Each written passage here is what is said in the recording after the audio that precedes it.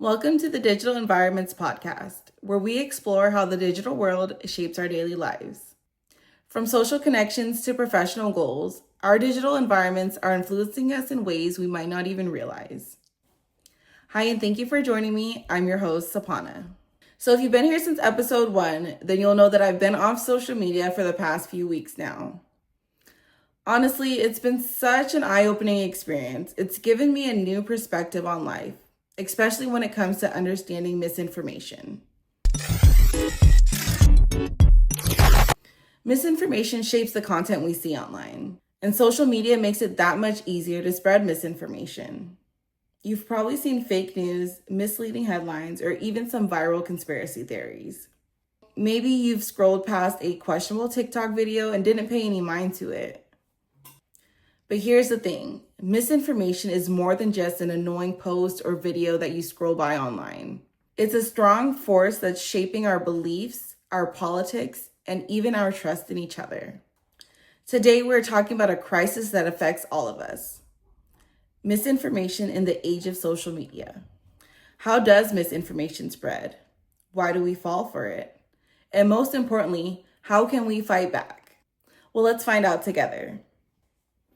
Misinformation isn't just fake news.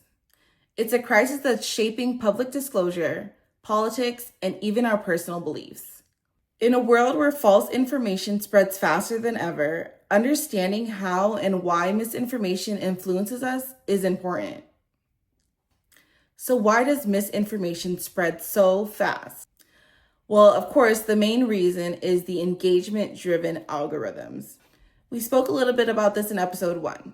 Social media prioritizes what gets the most reaction, the most likes, the most comments, the most shares, the most views, versus the truth. Misinformation spreads like wildfire, especially when it comes to something shocking, emotional, or controversial.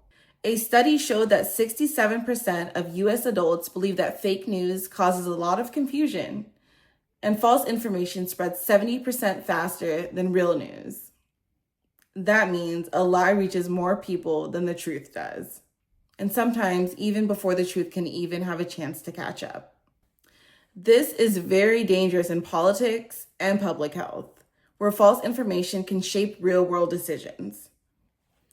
So why do people believe and share misinformation? Confirmation bias is one of the biggest reasons misinformation is so hard to fight. Our cognitive biases make us believe information that aligns with what we are already thinking. There's also something called the repetition effect. The more we see false information, the more familiar it can feel. And when it feels familiar, the information can seem real, even when it's not. This is how misinformation about vaccine, politics, and climate change can make someone's mind believe the information is real, even though if there's a lot of evidence to prove it's not. And let's be honest, most of us are not fact-checking everything we are reading. We're scrolling so fast that we don't stop to verify something before sharing it. Establishing credibility is an important part of evaluating sources. Another reason is our unconscious bias. It shapes how we understand information. Biases like false consensus bias or omission bias affect how we engage with the content. We think that if a lot of people believe something, then it must be true, but that's not always the case. And this is exactly how echo chambers form. If we only follow people and news sources that reinforce our views, we will never get exposed to other points of view. For example, on social media, I used to follow only influencers or celebrities whose lifestyle and opinions I agree with. This makes misinformation hard to correct. I've been thinking about this a lot lately, especially since I've been off social media. Being away from that constant flood of content has really shown me how much our online environments shape what we see as true or important. We might be thinking that we're making our own decisions, but really our feeds are deciding for us. Misinformation isn't just an online problem. It's a social issue. How do we fight back? Well, here are 5 simple steps. 1. Check the source. Is the information coming from a credible fact-based source? 2, verify with multiple sources. If it's only coming from one place, then definitely be cautious.